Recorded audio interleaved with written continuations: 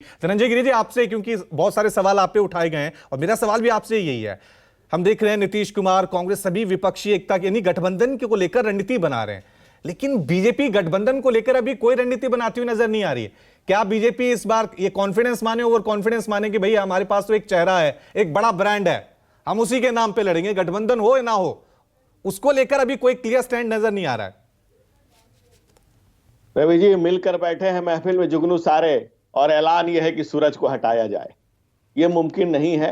इस देश की जनता के दिलों में जो नरेंद्र मोदी का स्थान है, जो वकार है, जो वक़द है, जो जिस ढंग का जनता के बीच में प्यार है, उससे हम मुतमईन हैं, संतुष्ट हैं, और देश की जनता भी संतुष्ट है कि बदलाव की जरूरत नहीं है। रही बात, आप नीतीश कुमार जी की बात कर रहे हैं, तो नाम धन्य नीतीश कुमार जी आज तक वार्ड पार्षद, मुखिया, वार्ड पार्षद, जिला परिषद, एमपी, एमएलए, कोई चुनाव अगर खुद के बल पर जीते हो तो मुझे बता दीजिए। आप नहीं जीते हैं, ना जीत सकते हैं। भाजपा के दिए गए भाग्य का भोग नीतीश कुमार ने किया है, और ये सुख रोग, सत्ता रोग नीतीश कुमार को ऐसा लगा कि जीवन भर की त्याग, तपस्या और बलिदान को जंगल राज के गोद में जाकर के बैठकर समाप्त कर दिया। और जैसा आपके राजीव जी कह रहे थे, जदयू टूट चुकी है, घोषणा होना बाकी है, खंड खंड विखंडित हो चुकी है पार्टी, बस अनाउंसमेंट का आप इंतजार करिए। वो कहावत तो आपने सुनी होगी ना कि दूध का जला छाछ भी फूक फूक कर पीता है। नीतीश कुमार एक बार आपको धोखा दे चुके थे, उसके बाद फिर आप उनके साथ जुड़े, तो आपने भी तो गलती की ना। उससे पहले तो वो आपसे हट ही चुके थे, आपसे अलग हुए थे, महागठबंधन बनाया था। रवि जी कहते हैं ना कि रह रह के बदलते हैं दिन रात नए चोले, मतलब के रसिया इन पर कोई क्या बोले। इन पर बोलना अपने अपने मुंह को खाली करना है, इसलिए उस पर उनकर क्या बात की जाए। वो कह रहे हैं कि हमें कन्वेनर बना दो, हम देश का प्रधानमंत्री बनाएंगे।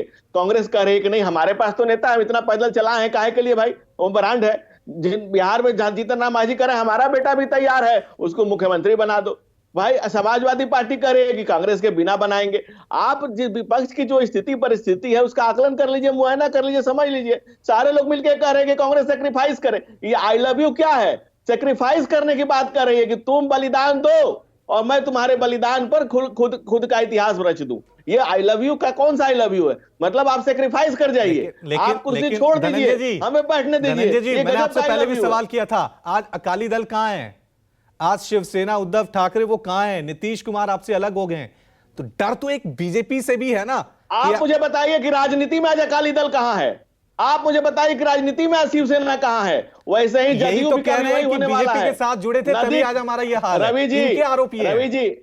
रवि जी, नदी की मुख्य धारा में बहता हुआ जल ही नदी कहलाता है। नदी की मुख्य धारा से हटा हुआ जल नाला कहलाता है। तो राजनीति में जो भाजपा से अलग हुआ, उनका क्या स्थिति है, वो आपसे छुपा हुआ है, तो बता दीजिए मुझे।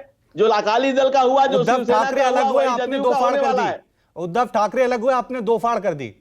नहीं, उनके खुद के टूटे ना, खुद के भार से अति भार को नहीं सहन पाए। वैचारिक बल से आज शिवाजी की जयंती है, उनको प्रणाम करते हुए मैं कह रहा हूं कि जो बाला साहब ठाकरे का मूल मंत्र था, जो उद्देश्य था, जिसके कारण से शिवसेना की रचना हुई थी, जब उद्देश्यों से भटकी तो कोई बधुआ मजदूर तो है नहीं, राजनीति कार्यकर्ता है। अभिषेक जी जल्दी से जवाब दीजिए, क्योंकि नीतीश कुमार को लेकर बहुत सारे सवाल यहां उठ रहे हैं कि नीतीश कुमार यूज करते हैं सबको।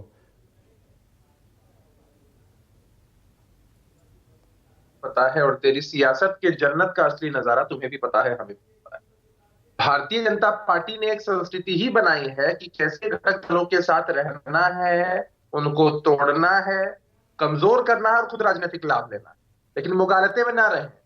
नीतीश कुमार जी की जेडीयू को तोड़ने वाले कई आए और कई चले गए।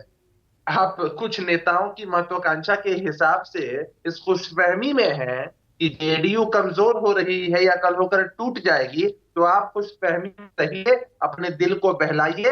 अंतर्मन से भाजपा के एक एक नेता को मालूम है कि बिहार में महागठबंधन के स्वरूप के सामने कहीं टिकने नहीं वाले हैं।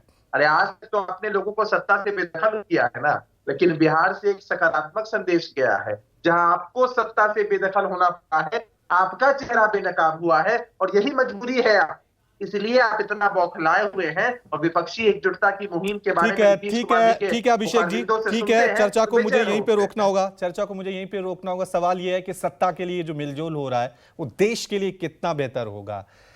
2024 लोकसभा चुनाव जीतने के लिए विपक्षी एकजुटता की बात हो रही है। क्या ये एकजुटता हकीकत में नजर आएगी या फिर अभी बयानों में नजर आ रही है? यह फैसला जनता को भी करना है।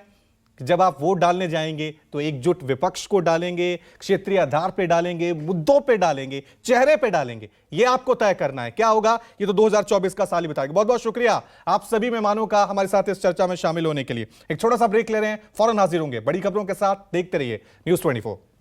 नमस्कार, मैं हूं मानक गुप्ता। अगर आपको हमारा ये वीडियो पसंद आया हो तो इसे लाइक और शेयर जरूर करें, और हां, हमें सब्सक्राइब और फॉलो करना ना भूलें ताकि आप देश और दुनिया की कोई खबर मिस ना करें। तो जुड़े रहिए हमारे साथ और देखते रहिए न्यूज़ 24।